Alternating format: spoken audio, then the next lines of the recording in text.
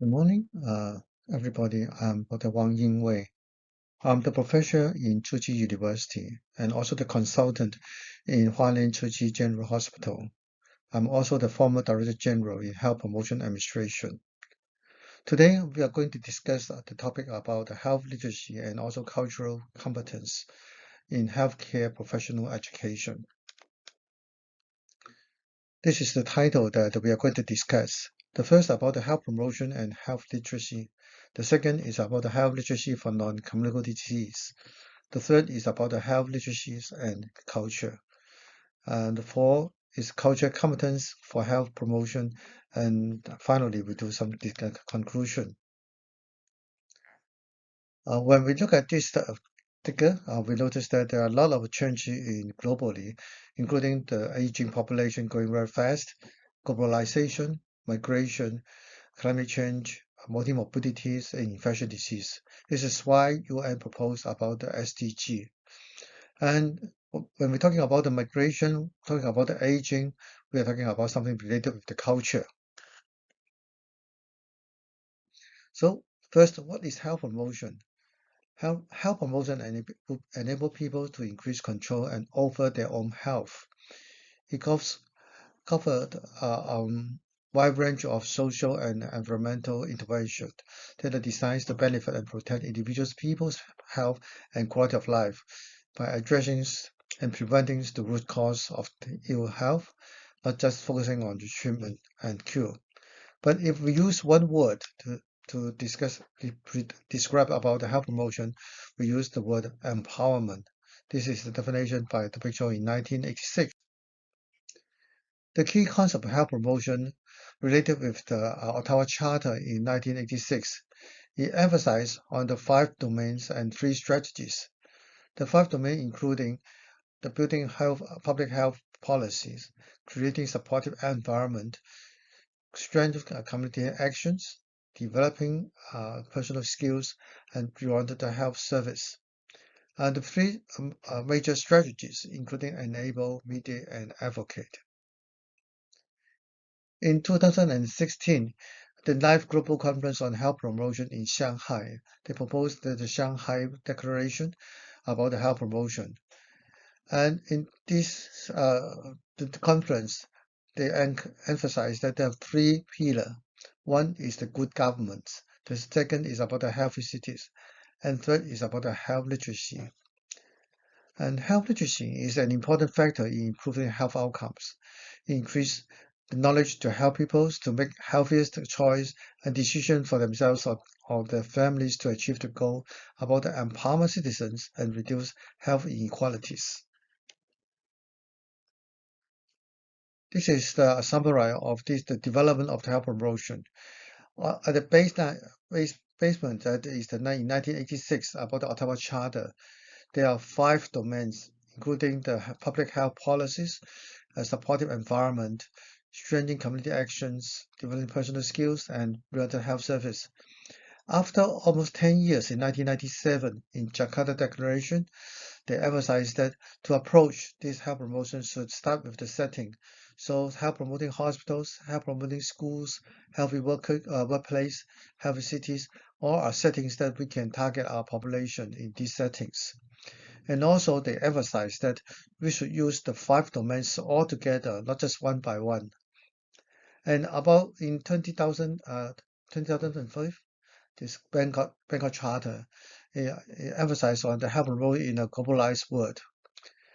In 2016, Shanghai Charter, it emphasized on healthy cities and health literacy.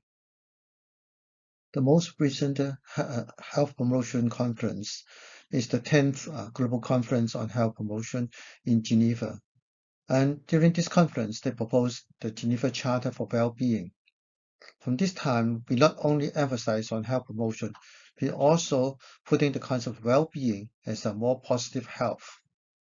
The Geneva Charter for Well-being expressed the urgency of creating a sustainable well-being societies committed to achieving equitable health now and for future generations without breaching ecological limits. For the Geneva Charter of Well-being, they are stewarding a flourishing future, and they emphasize that through the education, culturally relevant health literacy, meaningful empowerment and engagement. This is the very important concept, and this is the title that we are going to discuss in these topics. And we should approach in all settings and also through the life course, including the promotive, preventive, curative, rehabilitative, and also palliative health.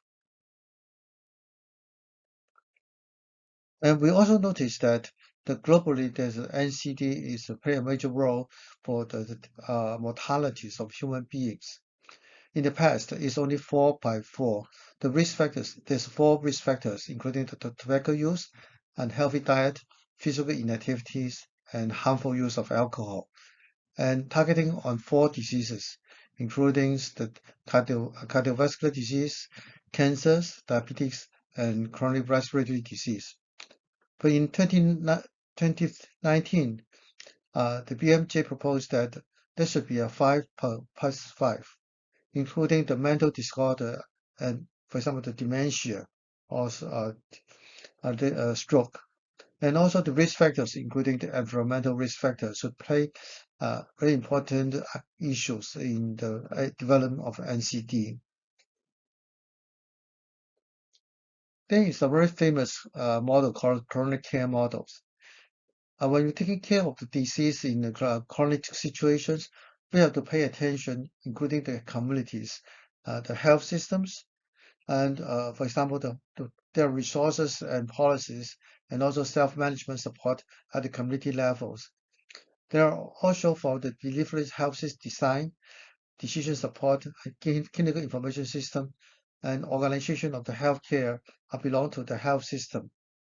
But on the basis of this the model, the so-called informed active patient and prepare proactive practice team. This is a two-way dimension that the interaction between the individual and organization produced as the essential for health chronic care model. This is another model, so-called health literacy social ecological models. You notice that the patient engagement and health literacy are being in the center of these models. When they expand outside, they include individual, interpersonal, organization, community, and macro policy. This is a multi-level approach to one issues. But no matter what kind of situation, the patient engagement and health literacy should be the core of the patient-centered care. This is a very simple figure. The left side, that people are passive and they all believe in the doctors and they do not find some information by themselves. After the health literacy intervention, including the decision support, more people are activated and then they start to taking action, find more information and organize questions for themselves. So what is health literacy? This Professor Sharonson in 2012 proposed this model, and this is a very famous model. You can see that notice at the center of it is the knowledge or the competence and motivation. And then you notice the dot line, including access of the information, understand of the information, appreciate the information, apply it, and then we do it the health promotion. Start with the healthcare. That is the disease already happened, to the disease prevention, to also outside is the health promotion. And on the right side, you will notice the result. We get some of the health behavior changes, and that will be improved of the health outcome. And we notice that the participation, but also empowerment. So this is a very famous one, including at the dot line, including the assess, understand, appreciate, apply. This is the core concept of health literacy. This is the table that we have a different boxes. For example, the healthcare, when you assess or obtain the information relevant to the health, you can get some information from the healthcare. You can understanding the information. of the healthcare system. And also in different box of the matrix, you have noticed that different action that we have to apply the health literacy and also from healthcare to disease prevention to health promotion. We have mentioned about that to retrieve the information and understand and analyze. There are studies showing that for those people with low literacy, just like the red line, the part that they lack of is about the appraising health information and about the application of health promotions to certain issues. In the past, Taiwan do a lot of health literacy research. For example, for health promotion, there are some literacy about the obesity, nutrition habit, active aging. And for the disease prevention, there are some so-called free high, including hypercholesterolemia, hypertension, or diabetes, high blood sugar, or cancer prevention, osteoporosis prevention. And for the medical care, about the integrated diabetes care, integrated chronic kidney disease care, and also COPD. This is some of the very important topics that in the past we have to put it into some research project. In the previous slide, we're talking about the core concept of health literacy, including the retrieval, understanding, analyze, and utilize of the information. So first, then looks about the information, the quality of the information. First, we have to produce some of the so-called health literacy friendly materials. There are six criteria for all these materials. This indicator including the content of the materials, the language and style of the materials, how to reorganize and editing of the education material, and also the numerical readings. This means that what's meaning of the numerical? It means that if you're talking something about the percentage, it is something some people do not understand what is mean the percentage.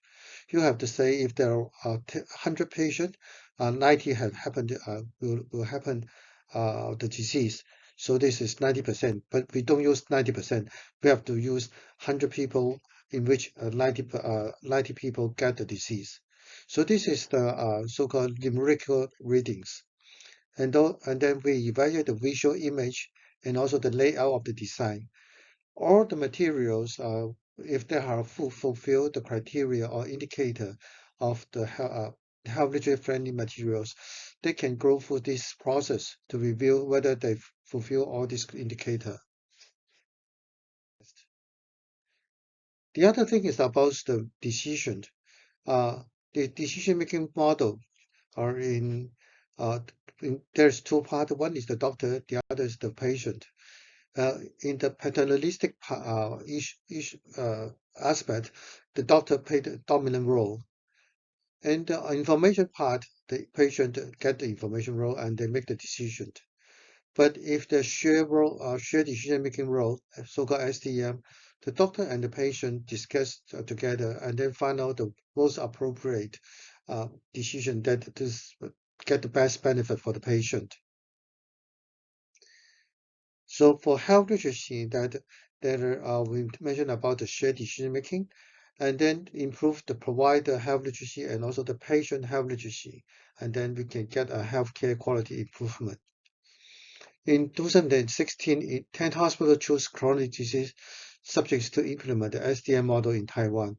But now most of the hospitals adopted the so-called shared decision-making model in the hospitals to share the information with the patient and discuss with them together to make the decision.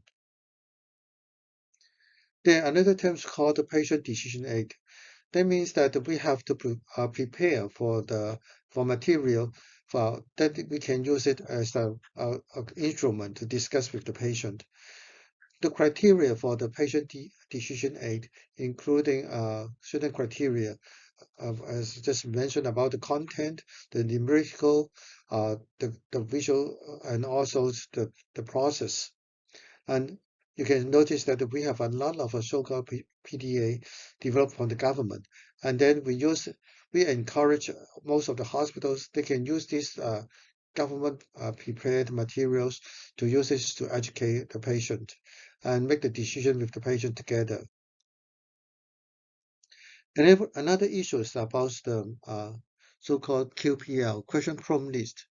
The question prompt list means that we help assist the patients to make the decision, ask the question. We do some of the study. We have a very small study that they are including experiential intervention, 315 7 patients, and a control 315.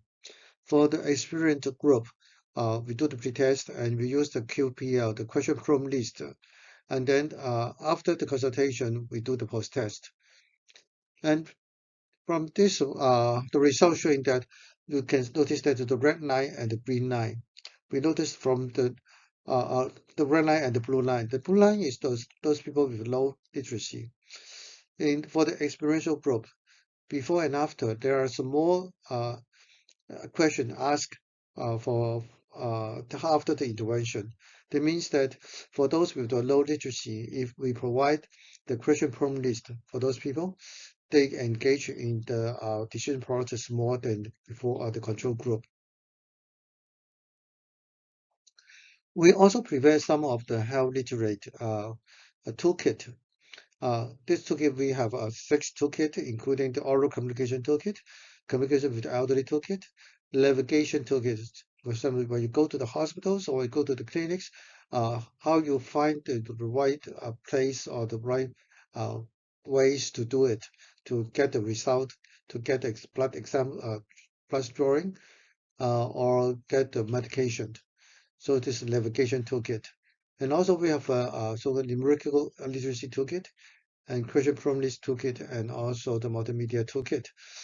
People can learn, also the provider can learn from all these toolkit, then we can assist the patient to get a more highly engaged in the decision process. We can just look at this one.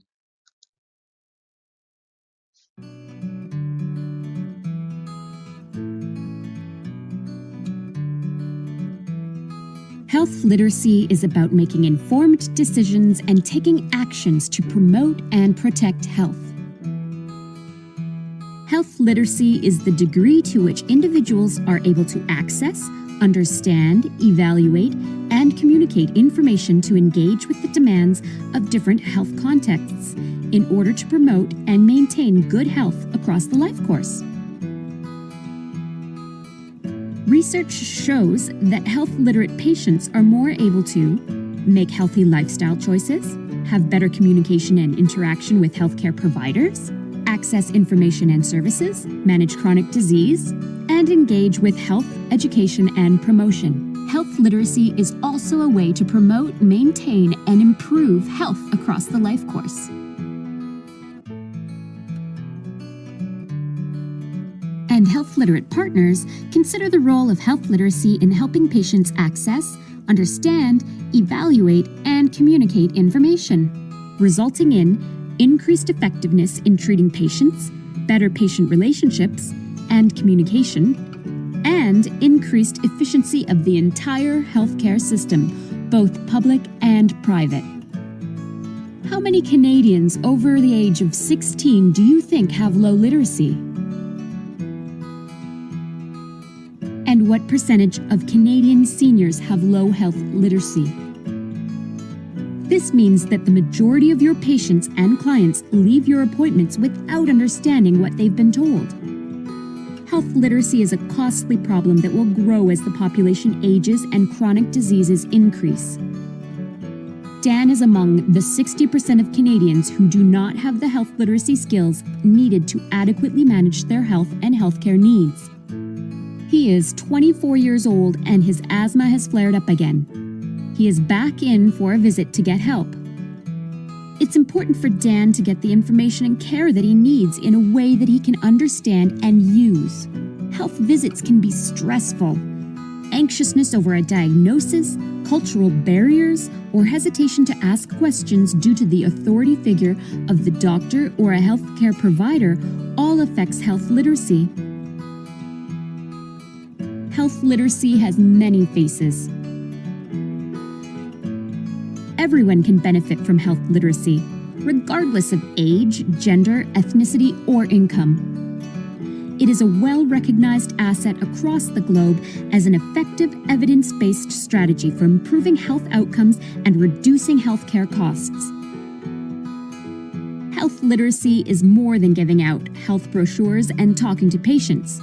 It's a two-way street. Patients have a role in letting healthcare providers know their concerns and when they don't understand what was said or have questions. And healthcare providers have a role in building a trusting relationship with patients and delivering messages in a way that patients can understand. This takes very little time during an office visit. Ask Me 3 promotes 3 simple but essential questions that patients are encouraged to ask their healthcare providers during every visit. What is my main problem?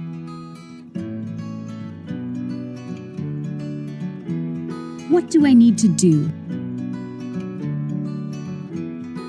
Why is it important for me to do this? Providers don't always know which patients have limited health literacy. Health literacy strategies should be used with all patients. 7 practical actions include: look for clues.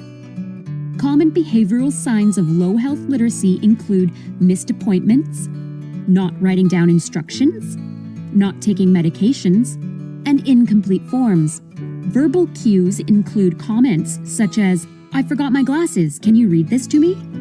Or, "I got confused about my medication." Use audio visuals, models, and pictures instead of written words. These are more effective for patients to understand their health condition. Use demonstration. Highlight or circle any take-home points.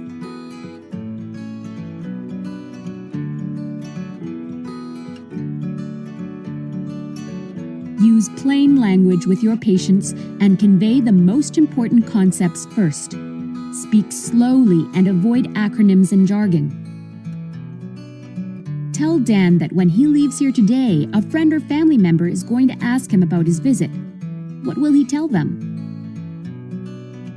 The best patient-provider relationships are partnerships. Encourage patients to self-manage and actively participate in their care.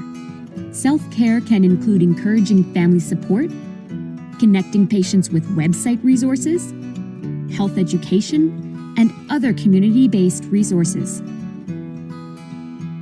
These strategies help promote health literacy and ensure that patients are informed and proactive with their health care.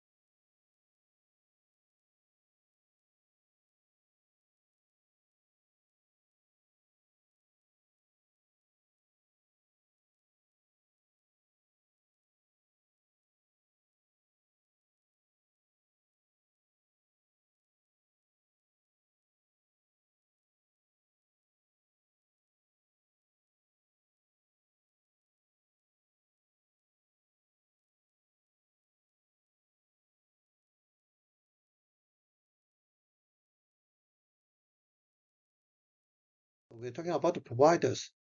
Uh, we need a health literate environment. Also, we need a health system policies, the process, materials, and relationships that should be health literate appropriate, not only for the individual skills, knowledge, and capacity, but also the situation the patient was facing during the consultation process. And in 2015, in the United States, they proposed the attribute of a health literate healthcare organization. There are some attribute that is suggest that this is the organization that is a health literate appropriate. In Taiwan, we noticed that we have a health promoting hospital campaign since 2006. And till 2018, we are the highest number of the health promoting hospital globally. And because there are a lot of accreditation for the health promoting hospitals. In the past, we have baby-friendly hospitals, age-friendly hospitals, green hospitals, health hospitals. There are so many accreditation, and the hospitals feel that this is unbearable because there's too many visits from the accreditation. So we changed to the basic and also we publish some of the health literate organization, the practice guidebook. We put all the examples of how you can deliver a health literate organization in your own organization. So we do it as a guidebook and with a lot of examples during for the guiding. Not only for the development of some of the guidelines, we started with some of the training program. So there's a module for the concepts and how the verbal communication, how about the module of the written communication, and how to improve the community health literacy. So we prepare a lot of different kind of training program for the healthcare provider program. This is just one of the online examples that doing a physician doing the right or wrong teaching back process, doing the demonstration how to be a good teach back process. And now we're talking about the health literacy development for the prevention and control of non-communicable disease. In 2022 November, WHO released 4 volumes about the so-called health literacy development, prevention, and control of non-communicable disease. The volume 1 is overview, and volume 2 is the globally relevant perspective. Volume 3 is the recommended action, and number 4 is the case studies. These 4 volumes for health literacy, especially target on non-communicable disease, is very comprehensive and very practical, and there are a lot of examples that we can learn from the examples. As we noticed that there are risk factors, and that if we have all those risk factors, then we're going to develop the NCD in the future. But some people do not know that there is a the risk factors related with the NCD. Some people realize that these risk factors are related with NCD, but they do not pay attention on those risk factors. And only a small portion of people they understand that there are risk factors for the future development of NCD, and they pay attention to it and start to change their lifestyle. So this is a different kind of situation that people are facing the NCD.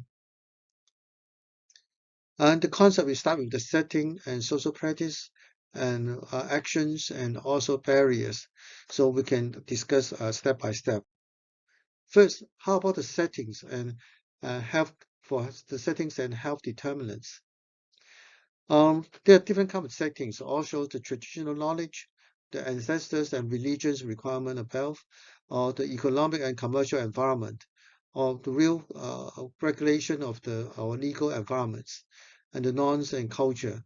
These settings are always assisted before we start our health program. We learn a lot of health information, health knowledge in these so-called traditional settings. And also there are social practice. Through the social practice that we learn the education, the knowledge, there are terms called the mother's need. Mother's need means that when you sit on your mother's and when you are a very young child, you learn something from your mother. And this is the health concept of some of the disease. And also there's some stories and myths, cultures and community practice, families, friends, peers, workplace, health workers, all are social interaction. Through, through this social interaction, we learn something from uh, the, our mindset of the disease. And also we have some so-called formal education, including the literacy, numeracy, biological health. There are also conventional and digital media. The conventional, we use the television, the radio, and now we use a lot of social media to get the knowledge. So there is some 5 actions. We just mentioned about 4 actions. Actually, in WHO, they mentioned the 5 actions. One is assessing the information. The second is understanding the information. The third is about appraising the information. The first 3 are the same as we discussed in the previous slides. And then WHO add another one is about the remembering. Sometimes we just understand, but we forget very fast. And the fourth and the last one is using the information to change their lifestyle. And how can we learn from it? The ways of learning, including in the community conversations, which can use the arts, materials, or use the conventional mass media or digital media. What kind of barriers we are facing when we want to improve the health literacy for the NCD? Uh, Probably the first is about the physical access. We don't have such kind of information center or place that we can access the information. We don't have the appropriate language or the service qualities. Also, the cost of the approaching of this have information, and also there are culturally stigma, sense safety. This is why we are talking about the culture and health literacy. Health literacy. And there are different aspects from individual to the community and interpersonal response to organization and the public policy and society. From the health literacy development, we need to assess all the different levels. And then there are some special target population that we have to target, and then we will change the target population and then make a big change of the health system. One thing that they mentioned on the WHO model in developed from 2022 in November is about the community health literacy. As we just mentioned about the individual and organization, they also emphasize that patients learn a lot of information from the community. Also, their health behavior are influenced by their colleagues, by their peer, or their friends in the communities. So we need to target also on the knowledge help of the people in the communities. And then we use the information should be trusted and circulate and not freely in the communities.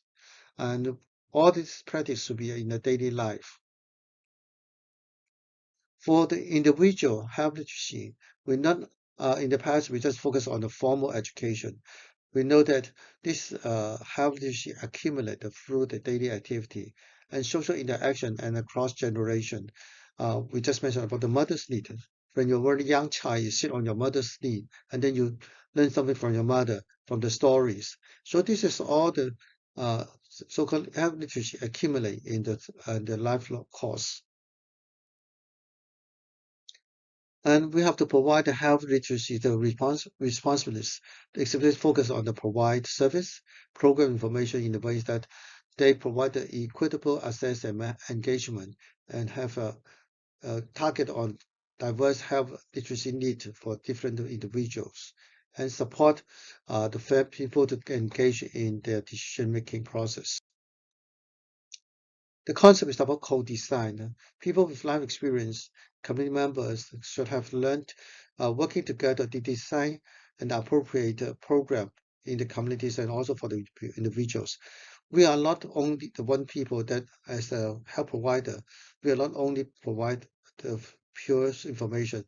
We need to working with the people together to develop appropriate information or health literacy program for our client. In HRQ in the United States, Their Health Literacy Universal Precaution Toolkit. This is a very famous toolkit. There are a lot of more than 20 toolkit in this PDF document. But in the 210, it's called the culture and other consideration. It means that when we consider about the health literacies, we have to consider about the culture issues, including how we learn about your patient's health need and culture aspects. You have to improve cross-cultural communication skills, and we have to avoid stereotyping and consideration the health beliefs and customs, ethnic customs, religious belief, dietary customs, interpersonal customs, and also the expectation. This is emphasized on the Health Literacy Universal Precaution Toolkit number 10, the 210 for all this information. And we also noticed there is a thing about the culture health. Think culture, this is Department of the Health and Human Service Office of the Minority Health. They had the culture and language appropriate service standards, including the advanced health equity, eliminate the disparities and improve the quality of service. There are certain kind of principles. The national culture, language, appropriate service standards, including the principal standards, government's leadership, communications and engagement, and continuous improvement standards. Why we focus on the communication, especially because as a limited health literacies, the language barrier, the culture barrier, that all cause the communication problems. And the communication problems will lead to the patient safety events, greater risk for the medical errors, and high rate of readmission and poor health outcome. So from this original that how to improve the language barrier, culture barriers, and also the health literacy, improve communication, and then solve the future problem. Let me see one of the video.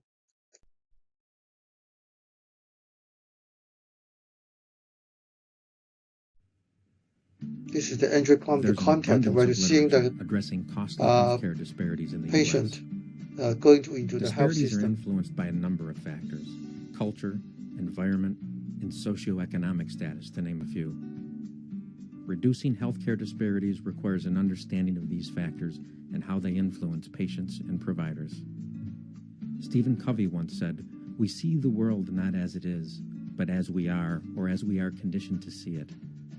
Each culture has its own set of beliefs and values that affect how patients perceive everything around them, including their health care. Patient compliance and understanding are also influenced by socioeconomic and social factors. Patients don't leave their beliefs at the door when they visit their provider. Culture shapes our thoughts and behaviors. It influences the way patients respond to medical services and the way providers deliver those services. Healthcare providers today must be mindful of the social, cultural, and linguistic characteristics of each patient. This type of awareness is called cultural competence. What happens around us is processed within us and filtered through a cultural lens that helps us interpret every experience we encounter. The meaning we attach to what we see and hear is based upon who we are and what we believe. Ignoring cultural differences diminishes our ability to effectively communicate. This leads to communication gaps, confusion, frustration, and if this relationship suffers, so do health outcomes. But a culturally competent provider demonstrates a respect and understanding of cultural differences and considers how others might react to certain experiences. This helps to reduce healthcare disparities, improve health outcomes, and motivate patients to become equal partners within their own care team. And working as a team with your patients is the best strategy for accomplishing your goals. So you want better health outcomes and greater patient satisfaction? Respect and value cultural differences. Examine and evaluate your own cultural attitudes. and make appropriate adaptations to patient care. Understanding your patients will aid them in understanding their health. Cultural competency will promote compliance, mitigate healthcare disparities, improve health outcomes, and encourage patients to become your partner in their health.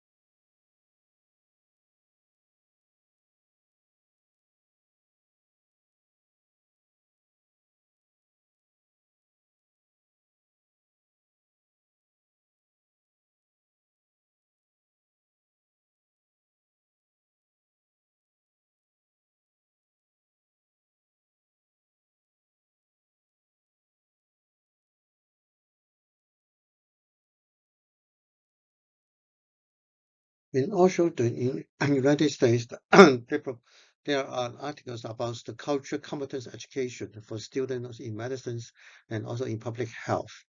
It is including in the core competence for international collaboration practice, including the community and health, population oriented, and also the patient and family center.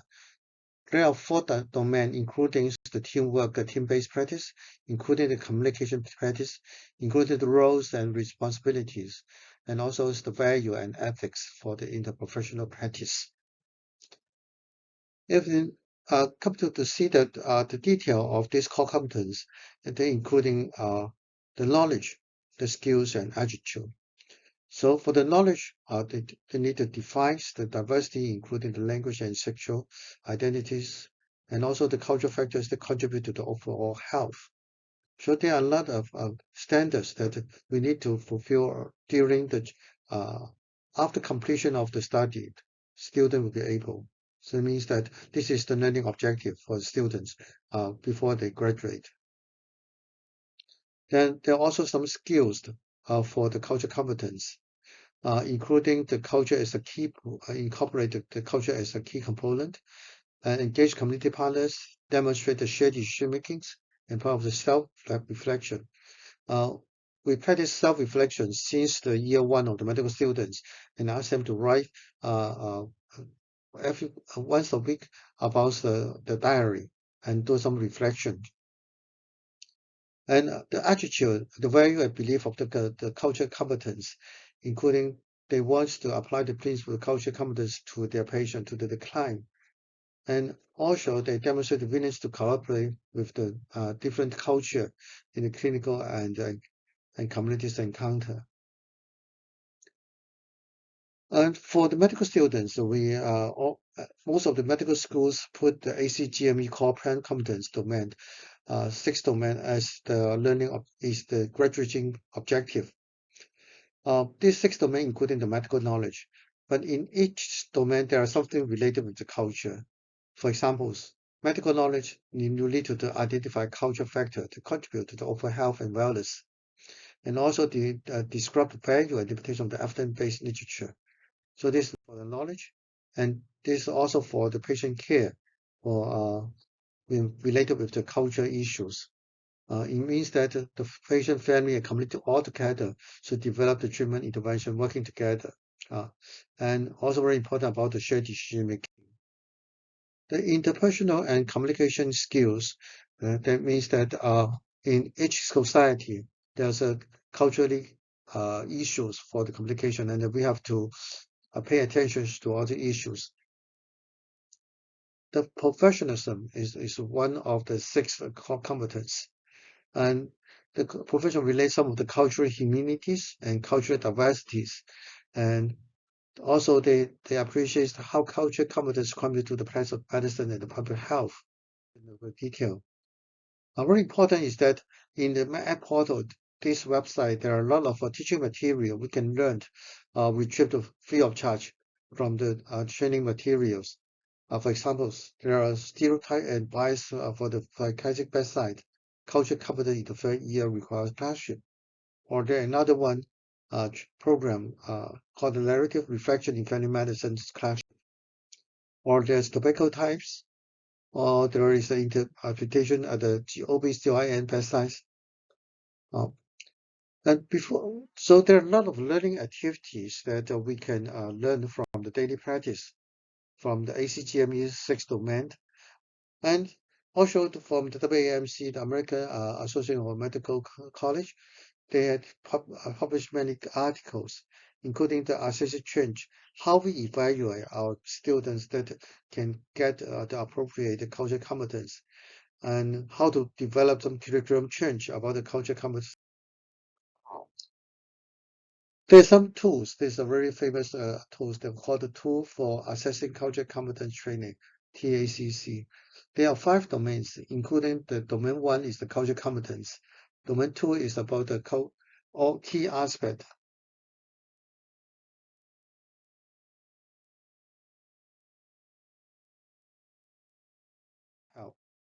And the 5th is about the course culture and clinical skills.